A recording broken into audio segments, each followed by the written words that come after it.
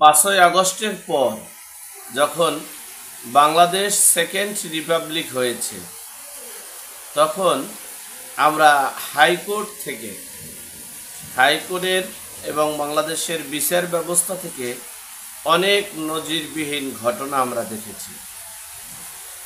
ঘটনা দেখেছি যে 2004 সালের সেই 21শে গ্রেনেড হামলার মামলা কেমনে খারিজ হয়ে যায়। আমরা দেখেছি জঙ্গি তালেবানি যে আসামি তারা কিভাবে জামিন পায়, ছেড়ে দেওয়া হয়। আমরা দেখেছি এই 10 ট্রাক অস্ত্র মামলার আসামিরা কিভাবে খালাস পায়, যাবজ্জীবন কারাদণ্ড প্রাপ্ত আসামিরা কিভাবে ছাড়া পায়। আমরা দেখেছি একই সাথে 64টা জেলায় 63 জেলায় বোমা বিস্ফোরণ মামলার ঘটনা থেকে কিভাবে মুক্তি পায়। আমরা দেখেছি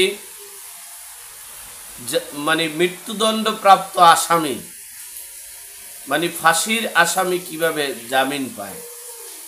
যাই হোক, এরকমের ঘটনা বললে হাজার হাজার ঘটনা উদাহরণ দেওয়া যেতে পারে।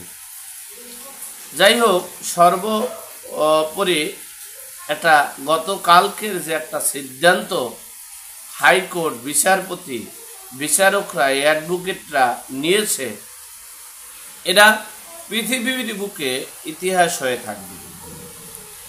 ইতিহাস গড়ছেন বাংলাদেশের হাইকোর্ট, বাংলাদেশের বিচার ব্যবস্থা, বাংলাদেশের উকিল আইনের নেতারা। তারা এখন দায়িত্ব নিয়েছেন কাকে নোবেল পুরস্কার দেওয়া যেতে পারে, কাকে উপাধি দেওয়া যেতে পারে, কার কি কর্ম আছে সে কর্ম অনুযায়ী উপাধি দেওয়া যায়। আমি আগে জানতাম না। আমি আইনের ছাত্র হিসেবে, আমি কয়েকদিনের ছাত্র হিসেবে আমি কখনো এই বিষয়টা জানতাম না যে একজন ব্যক্তিকে, রাষ্ট্রের একজন গুরুত্বপূর্ণ ব্যক্তি থেকে যে কোনো ব্যক্তিকে একটা উপাধি দেওয়ার দায়িত্ব বিচারপতি নেবেন। পৃথিবীর কোনো ইতিহাসেও এরকমের ঘটনা আছে কিনা। বাংলাদেশের প্রধান বিচারপতি, বিচারক, এজলাস এবং কোর্ট তারা মামলার এমন জটিলতায় আছেন, হাজার হাজার লক্ষ লক্ষ মামলা এখনো পড়ে আছেন, যার বিচার হচ্ছে না, জামিন হচ্ছে না, জামিনের প্রেয়ারের করার মতো সেই সুযোগও তারা পাচ্ছে না। প্রেয়ার করা হচ্ছে, উকিল সেই প্রেয়ারের জবাব দেওয়ার সময় তাদের পাচ্ছে না, টাইম তাদের হচ্ছে না।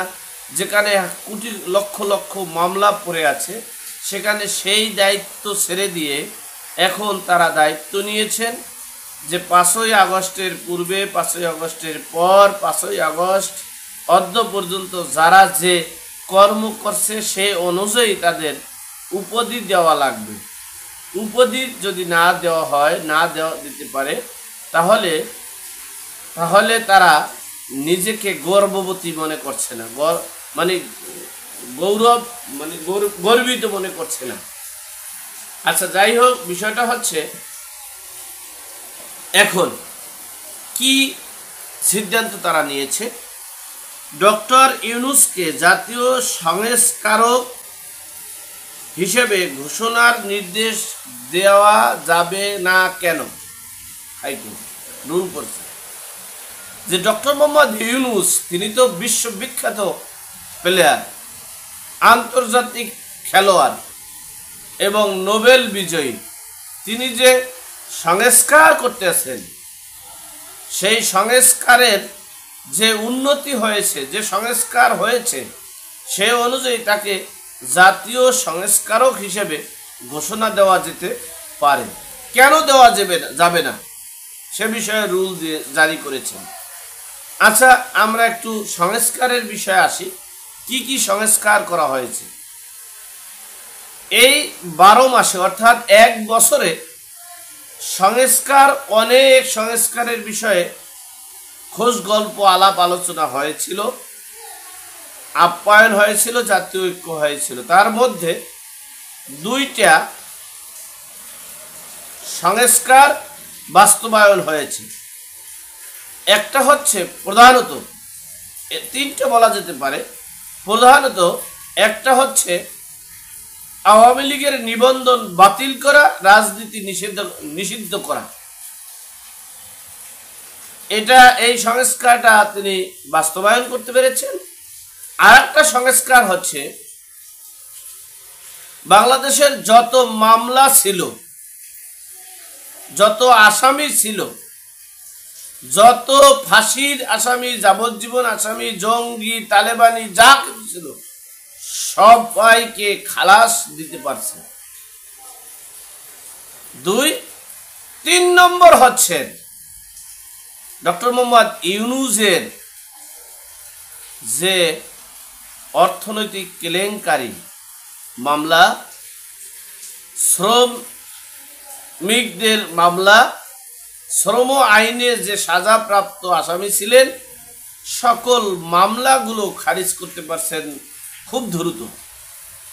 এমনকি গ্রামীণ ব্যাংকটা তার নিজের দখলে নিতে পেরেছেন। গ্রামীণ ব্যাংকের সকল সুদ মানে সকল ট্যাক্স ভ্যাট মওকুফ করতে পেরেছেন। গ্রামীণ ব্যাংকের যে সরকারের যে মানে শেয়ার হোল্ডার ছিল, সেই শেয়ারকে কমিয়ে নিতে পেরেছেন। তিনি গত 10 মাসে তিনি 11 বার বিদেশ সফর করে তার এনজিও গ্রামী সরকারকে প্রতিষ্ঠিত করতে পেরেছেন।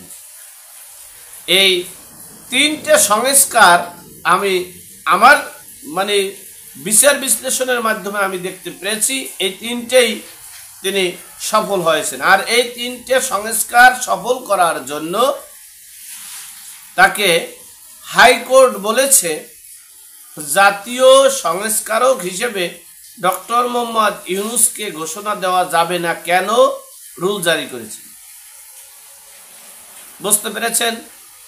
2য় নম্বর রুলটা কি? 2য় নম্বর রুল হচ্ছে জুন জুলাইতে যারা শহীদ হয়েছেন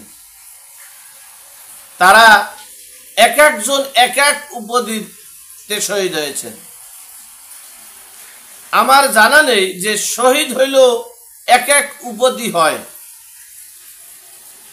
কেউ যদি রাস্তায় পড়ে শহীদ হয় তার একটা উপাধি থাকবে, কেউ যদি ড্রেনে পড়ে শহীদ হয় তার একটা উপাধি থাকবে, মানে এক একজনের এক একটা উপাধি থাকবে। সেই উপাধি দিতে যাচ্ছে। যে যুদ্ধ হয়েছিল, হ্যাঁ, আমার মনে হয় যোদ্ধারা তার বাবা মা পরিবারের সাথে যুদ্ধ করছে কিনা আমি জানি না, তবে আমি এতটুকু জানি একটা রাজনৈতিক বিরোধিতার জন্য, একটা রাজনৈতিক নেতাকে হটানোর জন্য একটা আন্দোলন সংগ্রাম করেছিল, যেটা আমরা গত 14ই জুলাই অর্থাৎ গতকালকে আমরা 13ই জুলাই যে সারা বাংলাদেশে খালি শুধু আন্দোলন, আমরা চাঁদাবাজির দল, হত্যাকারীর দল, বিএনপি লুটপাটকারীর দল, বিএনপি এই বাংলার জমিনে নির্বাচন করতে পারে না, আওয়ামী লীগ গিয়েছে যেই পথে বিএনপি যেতে হবে সেই পথে, সেই আন্দোলন। আমরাও কিন্তু সেই 24 সালে কিন্তু এই আন্দোলনই করেছিলাম যে শেখ হাসিনা সরকারের পতন। সেখানে যুদ্ধ কিসের আমি জানি না। যাই হোক, হাইকোর্টে কি রায় দিয়েছে বলছে জুলাই শহীদদের কেন জাতীয় বীর ঘোষণা নয় হাইকোর্টের, জাতীয় বীর, এবং ভিতরে লিখেছে যে এক একজনের এক একটা উপাধির মাধ্যমে জাতীয় বীর শহীদ মানে শহীদদের জাতীয় বীর হিসেবে প্রতীক দিতে হবে তাদেরকে, এবং এক একজন শহীদের এক একটা উপাধি দিতে হবে। সেই বক্তব্য, সেই রুল জারি করে হাইকোর্ট বেঞ্চ বিশ্বের ইতিহাসে বিরল হয়ে থাকবে যে বাংলাদেশে যে 5ই আগস্ট সেকেন্ড রিপাবলিক হয়েছে, আর সেই সেকেন্ড রিপাবলিক নতুন বাংলাদেশের, নতুন জনপ্রজাতন্ত্রী বাংলাদেশের বিচারপতিরা, বিচারকরা, হাইকোর্ট তারা জাতীয় সংস্কারক হিসেবে ঘোষণা দেওয়া শুরু করছে এবং জাতীয় শহীদদের আলাদা আলাদা শহীদ উপাধি দেওয়া হচ্ছে, বীর শহীদ হিসেবে উপাধি দিচ্ছে, নানান বিষয়ে তারা পদক্ষেপ দিচ্ছে। আপনাদেরকে ধন্যবাদ। আপনারা এখন আমাদের দায়িত্ব নিয়েছেন, এখন আমরাও একটা প্রত্যাশা করি, আমরা যারা সাংবাদিক আছি, আমরা যারা তথ্য উপত্য এবং রাজনীতির বিষয় এবং প্রতিদিনের খবরাখবর যে বিচার বিশ্লেষণ করে এই জনগণের কাছে উপস্থাপন করি, আমাদেরও তো একটা উপাধির দরকার আছে। সেটার দায়িত্বটাও তো আপনাদের, যেহেতু দেশের হাইকোর্ট আর সেখানে আমরা এই দেশের নাগরিক, সেই হিসেবে যেহেতু এই জুন জুলাইয়ের আন্দোলনের সকল আহত নিহত এবং গাজী তাদের দায়িত্ব নিয়েছেন, ডক্টর মোহাম্মদ ইউনূসকে উপাধি দেবেন সেই দায়িত্ব নিয়েছেন, আমাদেরও দায়িত্বটাও আপনারা নিয়েন আর কি। যাই হোক, এখন আমরা সেকেন্ড রিপাবলিকের অনেক কিছু বাকি আছে। আমরা একটা গল্প বলেছিলাম, কপালের চারার উপরে লেখা, পিছনে যাহা কিছু গিয়েছে গিয়েছে, সামনে আরো কিছু বাকি আছে। এখন এ পর্যন্ত। ভালো থাকবেন, সুস্থ থাকবেন, নিরাপদে থাকবেন। দেখা হবে আগামী পর্বে।